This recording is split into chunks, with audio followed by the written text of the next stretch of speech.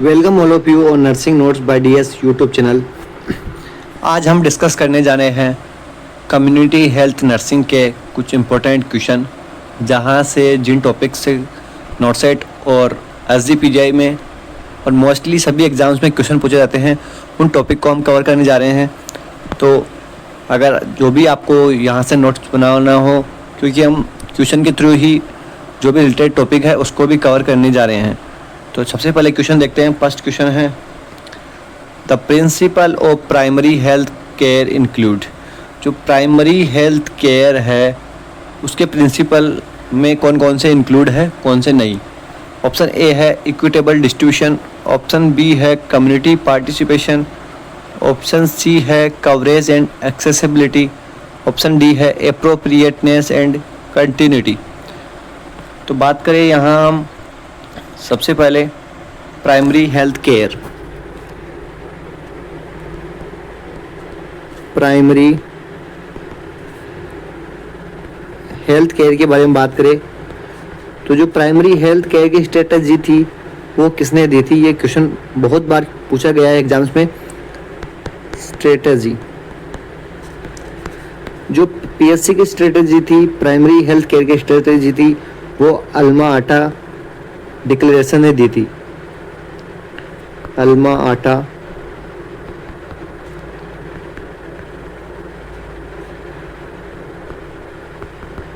Declaration कब दी थी? 1978। तो आपसे पूछा जाता है कि प्राइमरी हेल्थ केयर की स्ट्रेटजी किसने दी थी, तो आपको आंसर देना है अल्मा आटा डिक्लेरेशन 1978। इसके अलावा बात करें जो कंसेप्ट है पीएससी का, concept of PSC, concept of PSC वो क्या है? तो वो है health for all. Health for, ये कंसेप्ट है पीएससी का, सभी के लिए स्वास्थ्य। जो हेल्थ फॉर ऑल है वो किसके द्वारा दिया गया है? तो health for all given by WHO, given by WHO। कब दिया था? 1977 में। तो हमने यहाँ देखा प्रिंसिप, इसके पीएससी का जो कंसेप्ट क्या है और इसकी स्ट्रेटजी किसने दी थी। तो स्ट्रेटजी की बात करें तो अल्मा आटा डिक्लेरेशन ने दी थी, और बात करें पीएससी का कंसेप्ट क्या है तो हेल्थ फॉर ऑल उसका कंसेप्ट है, जो कि WHO ने 1977 में बताया था। बात है क्वेश्चन जो अपना था प्रिंसिपल ऑफ पीएससी, तो उसके बारे में डिस्कस करते हैं। Principle of PSC, primary health care के प्रिंसिपल की बात करें तो वो टोटल 4 होते हैं। 4 प्रिंसिपल्स। 4 प्रिंसिपल कौन कौन से होते हैं वो देखें। सबसे पहले तो है appropriate technology,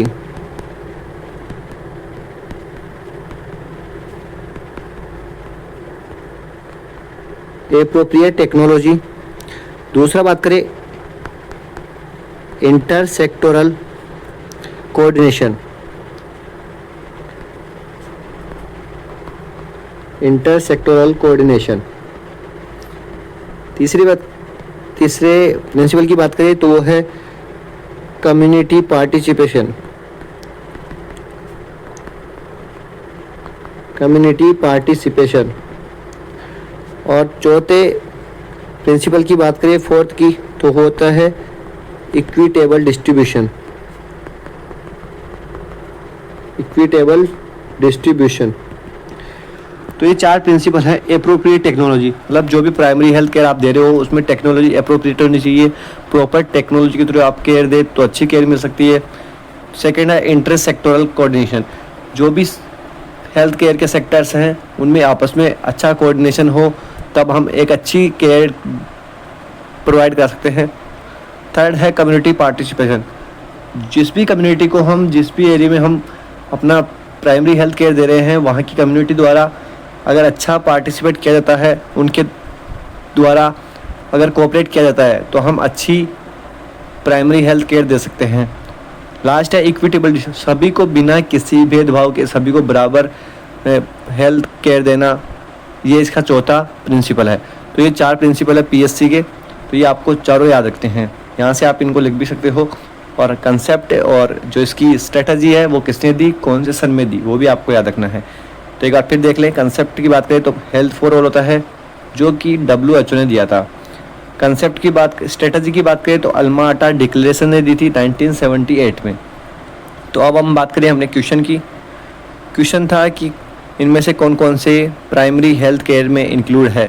option A equitable distribution, तो ये इंक्लूड होता है।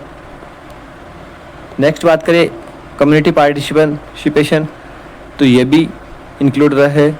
सी की बात करें coverage and accessibility, coverage and accessibility का बात करें तो ईजीली जो मिल जाए, ईजीली हमें मिल सके वो एक्सेसिबिलिटी होती है, तो ये भी इसके प्रिंसिपल में इंक्लूड होता है।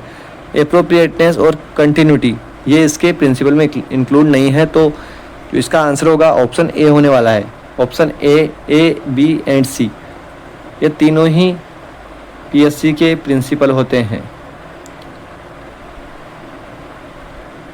नेक्स्ट क्वेश्चन की बात करें, क्वेश्चन नंबर फर्स्ट का आंसर हो गया option A, B and C, तीनों ही प्राइमरी हेल्थ केयर के प्रिंसिपल है, ऑप्शन डी को छोड़ के। नेक्स्ट क्वेश्चन की तरफ चले। क्वेश्चन नंबर सेकंड है commonest cause of neonatal mortality in India, सबसे कॉमन कारण क्या है नियोनेटल मोर्टेलिटी का। जो नियोनेट होते हैं उनकी मरने की जो मोर्टेलिटी है उसका सबसे मेन कारण क्या होता है, कॉमन कारण क्या है इंडिया में। ऑप्शन ए आपके पास दे रखा है डायरियल डिजीज, ऑप्शन बी है बर्थ इंजरीज, ऑप्शन सी है congenital abnormalities and option D है pre maturity and low birth weight. तो बात करें इंडिया की, तो इंडिया में सबसे कॉमन कारण जो होता है मोर्टेलिटी का, नियोनेटल मोर्टेलिटी का, तो वो होता है pre maturity and low birth wait. क्योंकि इंडिया में अभी भी इतनी अवेयरनेस नहीं है और इतनी हेल्थ कवरेज नहीं है। जो प्री मैच्योर होते हैं उसमें रेस्पिरेटरी डिस्ट्रेस की कंडीशन देखने को मिलती है, उसी की वजह से जो मोर्टेलिटी रेट होती है वो ज़्यादा होने की कंडीशन रहती है। मोस्ट कॉमन कारण इसी को माना जाता है और इसी की वजह से ज़्यादातर मोर्टेलिटी होती है नियोनेट में। लो बर्थ वेट की बात करें तो लो बर्थ वेट कंडीशन में हाइपोथर्मिया कंडीशन में जाएगा पेशेंट, जो भी नियोनेट है उससे उसकी डेथ होने के ज़्यादातर चांस बन जाते हैं। डायरियल डिजीज़ में हम उसको कंट्रोल कर सकते हैं। डायरियल डिजीज़ को हम ओरल डिहाइड्रेशन सॉल्यूशन या फिर आईवी सॉल्यूशन देकर डायरिया की कंडीशन को हम रिजोल्व कर सकते हैं। बर्थ इंजरीज भी कोई मोस्ट कॉमन कारण नहीं होता है मोर्टेलिटी का, क्योंकि बर्थ इंजरीज तो नॉर्मल देखने को मिलती है, बहुत माइनर, जैसे हेमेटोमा हुआ, सिपल हेमेटोमा, कैप्रोट सक्सीडर्नम, कोई फ्रैक्चर हो जाता है, तो ये मोर्टेलिटी का कारण नहीं हो सकता। तो pre maturity and low birth wait है वो इसका आंसर होने वाला है, ऑप्शन डी। आपको याद रखना है, ये क्वेश्चन भी इम्पोर्टेंट है कि नियोनेटल मोर्टेलिटी का most common cause, commonest cause क्या होता है इंडिया में, तो वो है pre maturity and low birth weight. Next question की तरफ चले। Question number third. Question number third है mass drug administration is related to which disease. Mass drug administration कौन सी डिजीज से रिलेटेड है। ऑप्शन ए है malaria, option B filaria, option C polio, option D chicken pox. सबसे पहले बात करें मास ड्रग एडमिनिस्ट्रेशन की। मास ड्रग एडमिनिस्ट्रेशन होता क्या है। मास ड्रग एडमिनिस्ट्रेशन, तो बात करें मास ड्रग एडमिनिस्ट्रेशन की, तो इसका मीन्स होता है जिस किसी भी कम्युनिटी में या किसी भी एरिया में अगर कोई डिजीज होती है तो उस एरिया के सभी मेंबर, प्रत्येक मेंबर को ड्रग दी जाएगी, ड्रग एडमिनिस्टर की जाएगी। जो भी डिफाइंड जियोग्राफिकल एरिया है, जिस किसी में भी ये कोई भी डिजीज है जिसमें मास एडमिनिस्ट्रेशन किया जाता है, वो उस डिजीज का कोई केस पाया जाता है किसी भी जियोग्राफिकल एरिया में, तो उस जियोग्राफिकल जियोग्राफिकल एरिया के सभी मेंबर्स को वो ड्रग एडमिनिस्टर की जाएगी, उनको छोड़कर जिनमें केवल कॉन्ट्रा इंडिकेटेड है उनके अलावा सभी को ड्रग दी जाती है मास ड्रग एडमिनिस्ट्रेशन के थ्रू। तो बात करें कौन सी डिजीज़ में दिया जाता है ये सब, ऑप्शन ए है मलेरिया। तो मलेरिया में भी ये बहुत सारी कंट्रीज़ में मास ड्रग एडमिनिस्ट्रेशन किया जाता है। अगर किसी भी जियोग्राफिक एरिया में मलेरिया की कंडीशन पाई जाती है तो उस एरिया के सभी मेंबर्स को मलेरिया के जो प्रिवेंट करने के लिए जो ड्रग है या ट्रीटमेंट की जो ड्रग दी जाती है वो सभी मेंबर्स को दी जाएगी, केवल उनको छोड़कर जिनमें कॉन्ट्रा इंडिकेटेड होती है। तो मलेरिया इंडिया में नहीं है ऐसा, जो बहुत सारी कंट्रीज़ है बाहर उनमें मलेरिया में भी मास ड्रग एडमिनिस्ट्रेशन किया जाता है। बात करें इंडिया में, तो इंडिया में जो फाइलेरिया है, ऑप्शन बी, फाइलेरिया की कंडीशन में इंडिया में मास ड्रग एडमिनिस्ट्रेशन किया जाता है। तो क्वेश्चन का आंसर सही होगा ऑप्शन बी, फाइलेरिया। आपको याद रखना है मास ड्रग एडमिनिस्ट्रेशन का मतलब क्या होता है।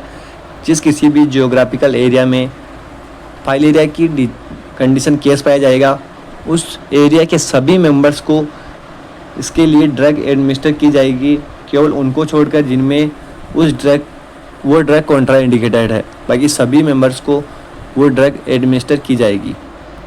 तो क्वेश्चन नंबर 3 का आंसर है option B. Question number next देखते हैं 4। Who is the father of medicine and also known as true epidemiologist? Medicine का फादर किसे कहा जाता है, जो कि एक ट्रू एपिडेमियोलॉजिस्ट भी कहलाते हैं, जिनको ट्रू एपिडेमियोलॉजिस्ट भी कहते हैं। तो उनका नाम बताना है। Option A Sushruta, option B John Snow, option C Hippocrates, option D Charak. तो बात करें सुश्रुता की, सुश्रुता इंडियन सर्जरी के फादर है, father of Indian surgery. Indian surgery के फादर सुश्रुता है। बात करें जॉन स्नो की, तो वो फादर ऑफ एपिडेमियोलॉजी है, फादर ऑफ एपिडेमियोलॉजी। बात करें हिपोक्रेट्स की, तो हिपोक्रेट्स को फादर ऑफ मेडिसिन और ट्रू एपिडेमियोलॉजिस्ट भी कहते हैं। Option C is right. बात करें चरक की, तो चरक को इंडियन मेडिसिन का फादर कहते हैं, father of Indian medicine, father of Indian medicine. तो यहाँ पे चारों ऑप्शन को क्लियर किया आपने। ऑप्शन ए है सुश्रुता, जो कि फादर ऑफ इंडियन सर्जरी कहलाते हैं। ऑप्शन बी जॉन स्नो, जो कि फादर ऑफ एपिडेमियोलॉजी कहलाते हैं। ऑप्शन सी हिपोक्रेट्स, जो कि फादर ऑफ मेडिसिन और ट्रू एपिडेमियोलॉजिस्ट भी हम इनको बोलते हैं। ऑप्शन डी चरक, चरक को फादर ऑफ इंडियन मेडिसिन कहा जाता है। इसके अलावा बात करें जो पूछा जाता है एग्जाम्स में, उसकी बात करें, father of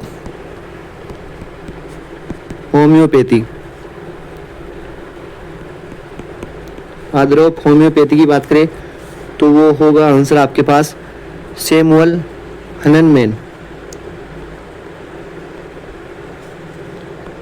Samuel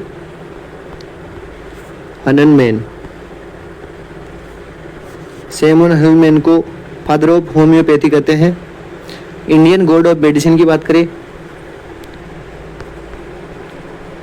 Indian god of medicine, तो इसकी बात करें तो वो कहते हैं धन्वंतरी को, धन्वंतरी। धन्वंतरी को इंडियन गॉड ऑफ मेडिसिन कहा जाता है। फादर ऑफ पब्लिक हेल्थ की बात करें, फादर ऑफ पब्लिक हेल्थ, जो पब्लिक हेल्थ के फादर कहते हैं वो कोलेरा को बोलते हैं। जो कोलेरा बीमारी है उसको फादर ऑफ पब्लिक हेल्थ बोला जाता है। तो ये इंपॉर्टेंट है जो भी बताया, father of Indian god of medicine, father of homeopathy, father of public health, और इसके अलावा सुश्रुता को father of Indian surgery, John Snow को फादर ऑफ एपिडेमियोलॉजी, हिपोक्रेट्स को फादर ऑफ मेडिसिन और true epidemiologist. Option D Charak, father of Indian medicine. तो question number 4 का answer होगा ऑप्शन सी। हिपोक्रेट्स को फादर ऑफ मेडिसिन कहा जाता है। क्वेश्चन नंबर 5 की तरफ चले। क्वेश्चन नंबर 5 है, which of the following is not included in epidemiological triad theory. जो एपिडेमियोलॉजिकल ट्रायड थ्योरी है उसमें इनमें से किसको इंक्लूड नहीं किया गया है। बहुत ही इंपॉर्टेंट क्वेश्चन है। और अभी जो पिछले राजस्थान के एग्जाम हुए हैं CHO नर्सिंग स्टाफ, उनमें भी ये क्वेश्चन बार बार रिपीट हुआ है और इम्पोर्टेंट क्वेश्चन है, बहुत सारे एग्जाम्स में पूछा गया है और पूछा जाता है और बहुत इजी क्वेश्चन है, आपको आना चाहिए। ऑप्शन ए है एनवायरनमेंट, ऑप्शन बी है न्यूट्रिशन, ऑप्शन सी है होस्ट, ऑप्शन डी है एजेंट। तो हम बात करें यहाँ पे एपिडेमियोलॉजी ट्रायड थ्योरी की। Epidemiological triad theory, epidemiological triad theory, इसकी बात करें तो फादर ऑफ एपिडेमियोलॉजी किसको कहता है? Jon Snow. सबसे पहले आपको याद रखना है फादर ऑफ एपिडेमियोलॉजी। अभी पिछले क्वेश्चन में हमने देखा था फादर ऑफ एपिडेमियोलॉजी, तो वो होते हैं, किसको बोलते हैं? Jon Snow. जॉन स्नो को फादर ऑफ एपिडेमियोलॉजी कहते हैं। जो ये एपिडेमियोलॉजिकल ट्रायड थ्योरी है वो किसके बारे में एक्सप्लेन करती है? तो ये एक्सप्लेन अबाउट इन्फेक्शियस डिजीज। जो इन्फेक्शियस डिजीज होती है उनके बारे में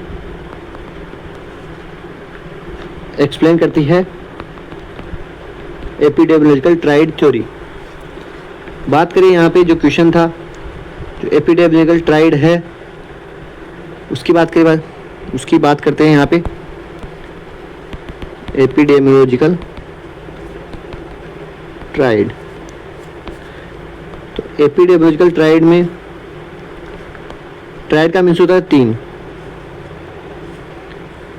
ये ट्रायड में एक होता है एनवायरनमेंट, एक होता है एजेंट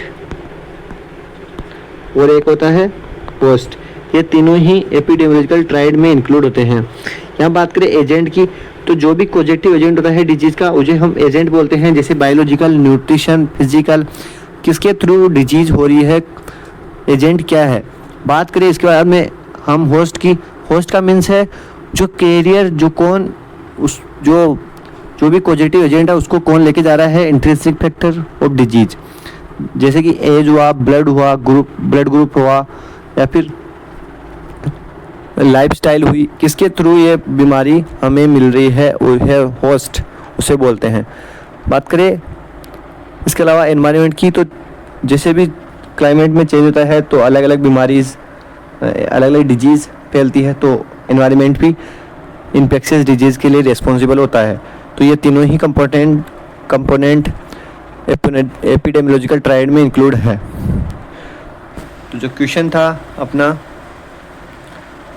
इनमें से कौन सा इंक्लूड नहीं है, तो बात करें एनवायरनमेंट भी इंक्लूड होता है, होस्ट इंक्लूड होता है, एजेंट इंक्लूड होता है, लेकिन जो न्यूट्रिशन है वो एपिडेमियोलॉजिकल ट्रायड में इंक्लूड नहीं होता है, तो option B is right. Question number 6 की बात करें। क्वेश्चन नंबर 6 है, which of the following is not the component of SDI। SDI का कंपोनेंट इनमें से कौन सा नहीं है। पहले बात करें SDI होती क्या है।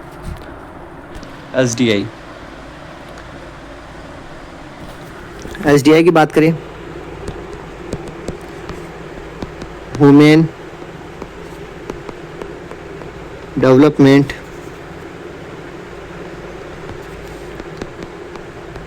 इंडेक्स। ह्यूमन डेवलपमेंट इंडेक्स क्या इंडिकेट करती है, इसके बारे में देखते हैं। तो ये इंडिकेट करती है ह्यूमन डेवलपमेंट ऑफ कंट्री। किसी भी कंट्री का ह्यूमन डेवलपमेंट कितना है, कैसा है, उसको इंडिकेट करती है SDI।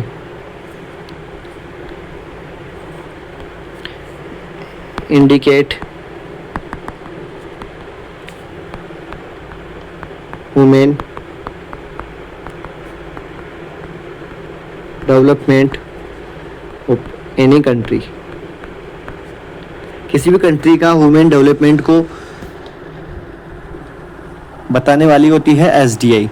बात करें इसके कंपोजिटिव इंडिकेटर्स की, इसके कंपोजिटिव किसके, सबसे पहले बात करें कि एसडीआई किसके थ्रू दी जाती है, कौन बताता है हमें एसडीआई किसी भी कंट्री की क्या है। तो एसडीआई गिवन बाय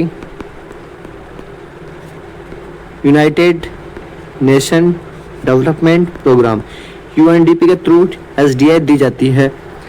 अब बात करें कंपोनेंट्स की, इम्पोर्टेंट है ये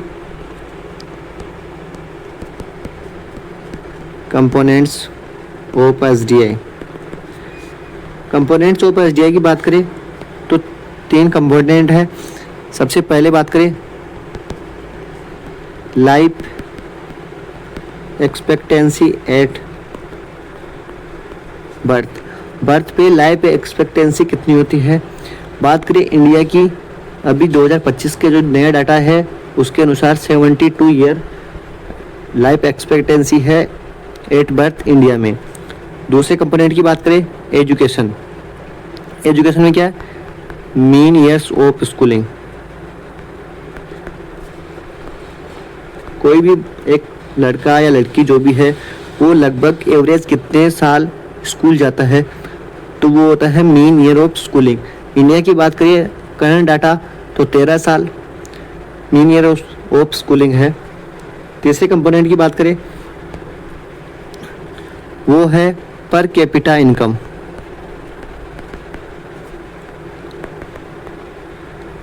पर कैपिटा इनकम की बात करें तो इंडिया की भी जो नया लेटेस्ट डाटा आया है उसके अनुसार 9046.76 यूएस डॉलर है इंडिया के किसी भी पर कैपिटा इनकम। तो ये 3 कंपोनेंट होते हैं एसडीआई की, life expectancy at birth, mean year of schooling, per capita income. तो ये तीनों ही कंपोनेंट आपको याद रखने हैं, इंपॉर्टेंट है। बात करें इसके अलावा अभी जो नया डाटा है उसकी बात कर लेते हैं एक बार, इंपॉर्टेंट है क्योंकि पूछा जाता है। करंट डाटा,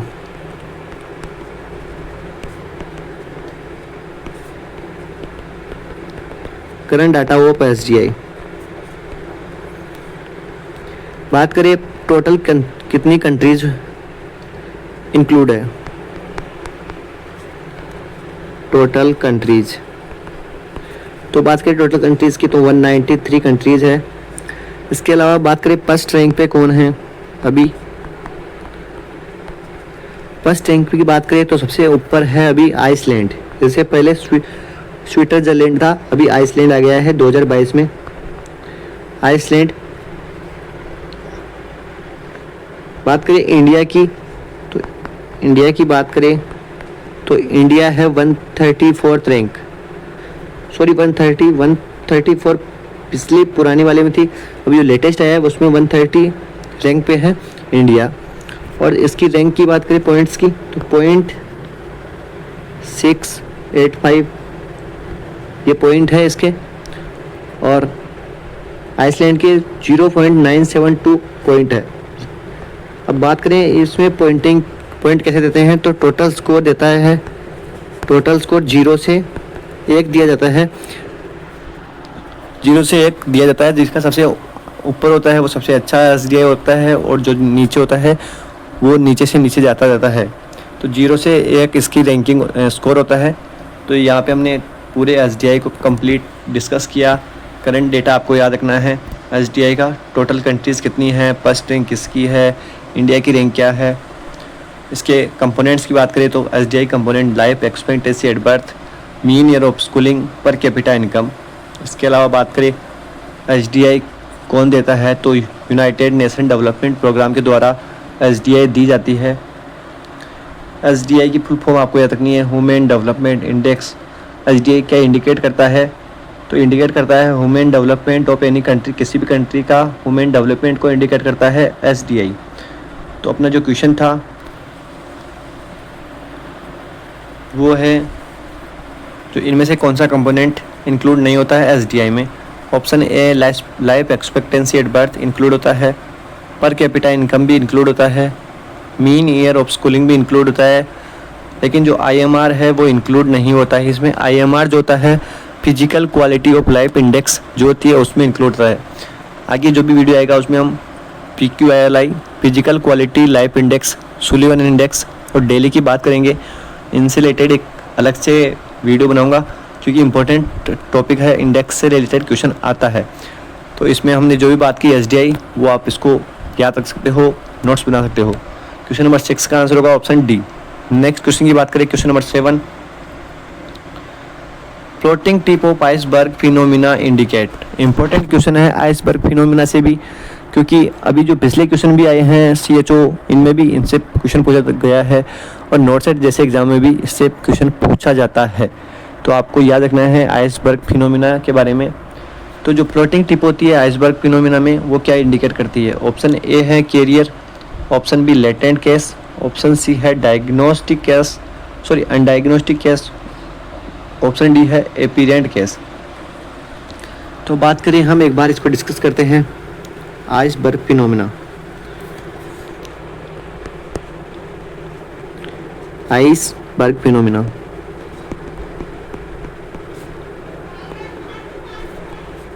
आइसबर्ग फिनोमिना की बात करें, जैसे एक बर्फ का टुकड़ा पानी में तैरता रहता है, उसी तरह हम बात करें जैसे ये आइस है पानी के अंदर, तो जो ये फ्लोटिंग टिप है, ये तो है फ्लोटिंग टिप, ये है लाइन ऑफ डिमार्केशन, और ये है सबमर्ज्ड पोर्शन, जो पानी के अंदर है वो है सबमर्ज्ड पोर्शन। तो बात करें यहाँ इंपॉर्टेंट क्वेश्चन हैं बहुत सारे। ये फिनोमेना दी किसने दी थी?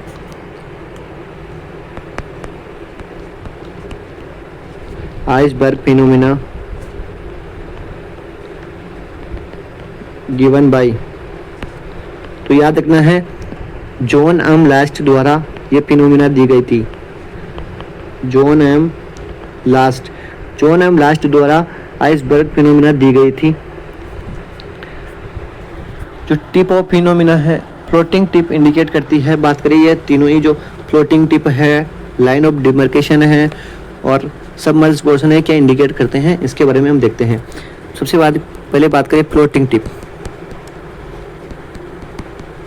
फ्लोटिंग टिप की बात करें तो फ्लोटिंग टिप जितने भी एपीरिएंट केस है, जो मतलब सामने आ चुके हैं, डायग्नोस्ड हो चुके हैं, सिम्प्टोमेटिक केस है, डायग्नोस्टिक केस जिनका पता चल चुका है, फिजिशियन के पास जो केस रिपोर्टेड है, एपीरिएंट है जो बाहर आ चुके हैं, मतलब जिनका पता चल चुका है, जिनका ट्रीटमेंट चल रहा है, उन सभी को हम फ्लोटिंग टिप है वो इंडिकेट करती है।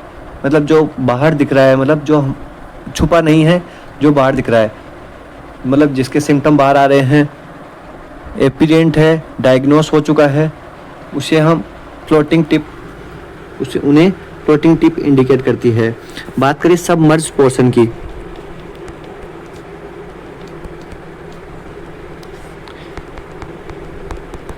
सबमर्ज्ड पोर्शन क्या इंडिकेट करता है? तो सबमर्ज्ड पोर्शन जो एपीरिएंट नहीं है, नॉन एपीरिएंट केस, हिडन केस, छुपे हुए केस हैं जो जिनका भी पता नहीं लगा है, जिनके सिम्टम सामने नहीं है, एसिम्टोमेटिक। इसके अलावा जो डायग्नोज नहीं हुए हैं, अनडायग्नोज्ड। इसके अलावा बात करें जिनको फिजिशियन ने नहीं देखा है, फिजिशियन नॉट सीन, और जो लेटेंट केस है, छुपे हुए लेटेंट केस, ये सभी केस, इन केसों को सबमर्ज्ड पोर्शन इंडिकेट करता है। नॉन एपीरिएंट, आपके पास में अगर ऑप्शन आता है नॉन एपीरिएंट, हिडन, एसिम्टोमेटिक, अनडायग्नोज्ड या फिर लेटेंट, या फिर जिसने फिजिशियन आर नॉट सीन, तो ये सभी, इन सभी को सबमर्ज्ड पोर्शन इंडिकेट करता है। और डायग्नोस्ड को और सिम्प्टोमेटिक, एपीरिएंट केस या फिजिशियन ने सीन कर लिया है, ये सभी फ्लोटिंग टिप इंडिकेट करती है। अब बात करें यहाँ पे line of demarcation.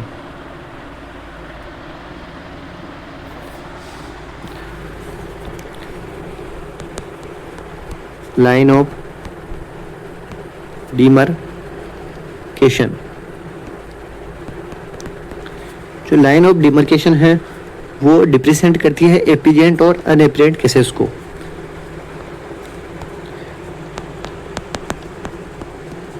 Differentiate epidemic and nonepidemic cases. एक आपको याद रखना है कौन कौन सी डिजीज है वो आइसबर्ग फिनोमिना को फॉलो नहीं करती है। Disease not follow iceberg phenomena.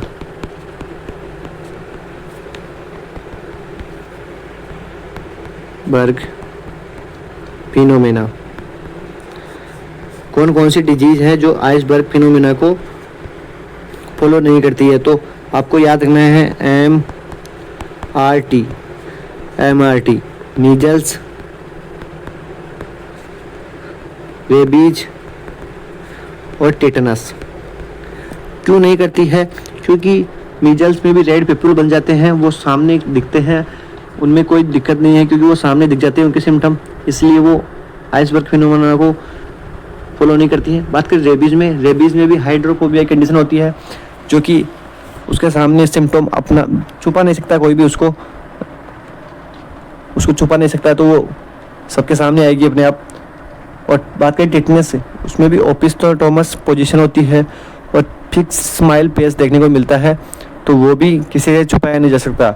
इसीलिए तीनों ही डिजीज, क्योंकि टोटली सिम्टोमेटिक होती है, इनके सिम्टम छुपाए नहीं जा सकते, इसीलिए ये आइसबर्ग फिनोमिना को फॉलो नहीं करती है।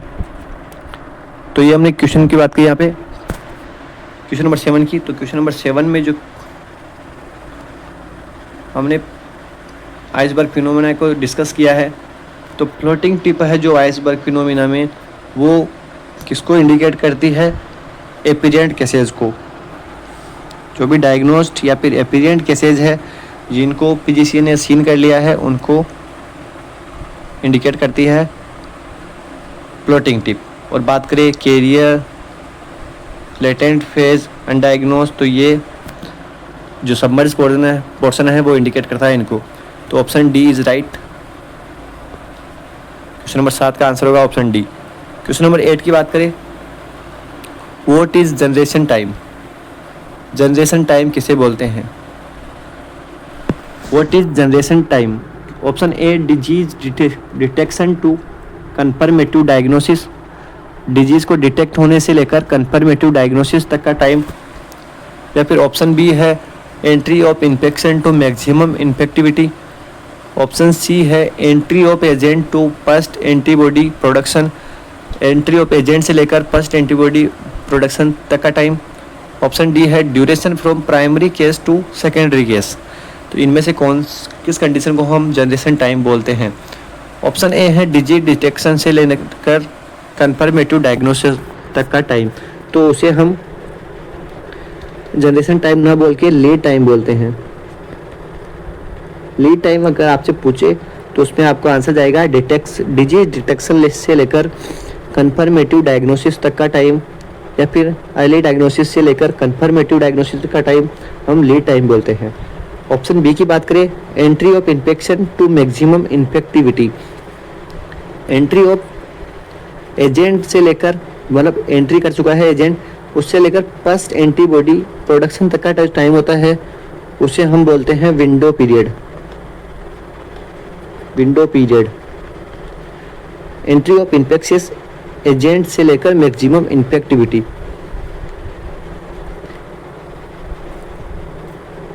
इसके बाद में बात करें, सॉरी यहाँ एक गलत है थोड़ा, नेक्स्ट बात करें, पहले ऑप्शन सी की बात करते हैं। एंट्री ऑफ एजेंट से फर्स्ट एंटीबॉडी प्रोडक्शन तक की बात करें, एंट्री ऑफ एजेंट से फर्स्ट एंटीबॉडी प्रोडक्शन, तो उसका आंसर होगा window period. Sorry, option C का आंसर होगा विंडो पीरियड।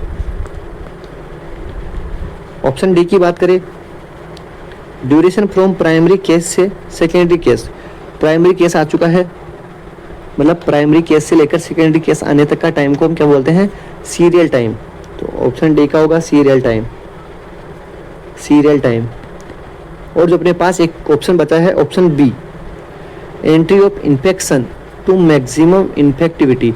इन्फेक्शन एंट्री होने से लेकर मैक्सिमम इन्फेक्टिविटी का जो टाइम होता है उसे हम बोलते हैं जनरेशन टाइम।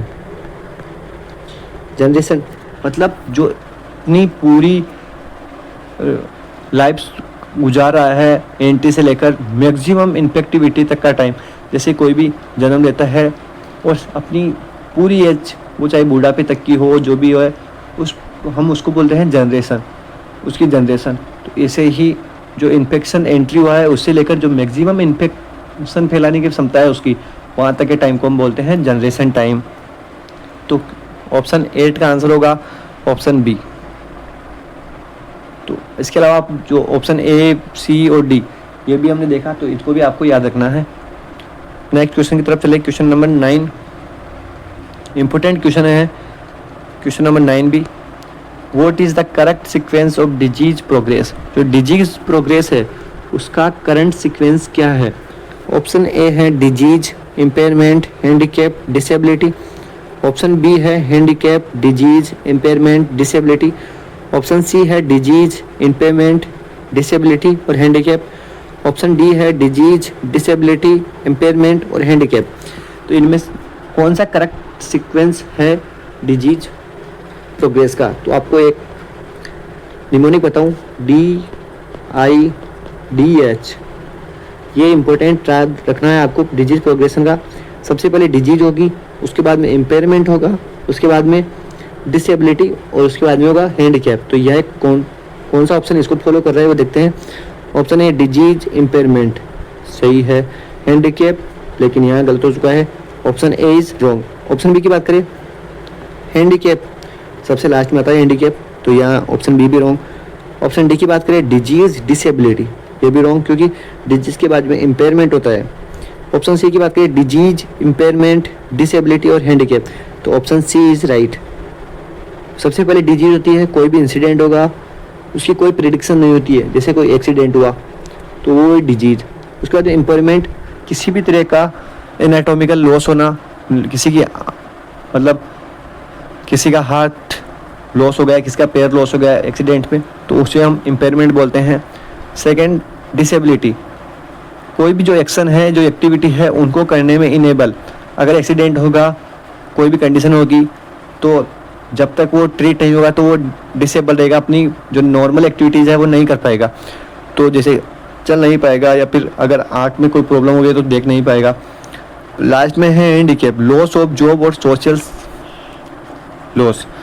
तो अगर वो उसकी आँख चली गई है या पेट निकल गया है, टूट गया है, एम्पुटेशन हो चुका है, तो वो हैंडीकैप हो चुका है। मतलब अपनी कोई जो रेगुलर काम है वो ज़िंदगी पर नहीं कर पाएगा, जॉब नहीं कर पाएगा, या फिर जो सोसाइटी के सामने आने में थोड़ा हिचकिचाएगा, तो ये होगा हैंडीकैप। तो ऑप्शन 9 का आंसर होगा वो D, disease, impairment, disability, handicap. Option C is right.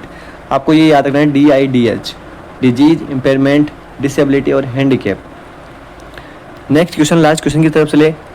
Question number 10, which prevention perform at pathogenesis phase of disease.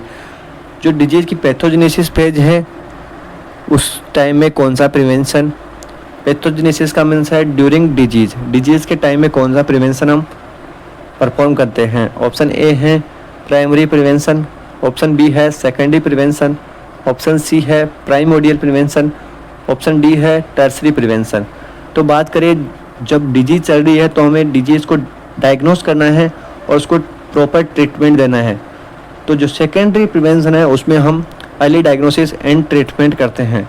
तो ड्यूरिंग डिजीज हम सेकेंडरी प्रिवेंशन परफॉर्म करते हैं। Option B is right. बात करें प्राइमरी प्रिवेंशन और primordial की, तो ये प्री पैथोजेनिक फेज में बिफोर डिजीज, क्योंकि प्राइमोडियल में भी रिस्क फैक्टर, प्राइमोडियल में तो रिस्क फैक्टर प्रेजेंट नहीं होता है, और जो प्राइमरी है, जो प्राइमरी हम प्रिवेंशन करते हैं उसमें भी risk factor, only risk factor present होता है, डिजीज प्रेजेंट नहीं होती है। तो ये डिजीज से पहले हम प्राइमोडियल और प्राइमरी प्रिवेंशन परफॉर्म करते हैं। बात करें टर्सरी प्रिवेंशन की, तो टर्सरी प्रिवेंशन हम लेट पैथोजेनेसिस फेज में परफॉर्म करते हैं। जब हमें रिहेबिलिटेशन की ज़रूरत होती है तब हम टर्सरी प्रिवेंशन परफॉर्म करते हैं। तो क्वेश्चन नंबर 10 का आंसर होगा option B, secondary prevention is right. Prevention से रिलेटेड एक नेक्स्ट वीडियो आपके पास आएगा जिसमें टोटल सभी प्रिवेंशन कहाँ कहाँ हम कौन सा प्रिवेंशन करते हैं, तो ये सभी आपको बताया जाएगा उस वीडियो में। अगर वीडियो अच्छा लगा हो तो वीडियो को लाइक करिए, चैनल को सब्सक्राइब करिए। Thank you.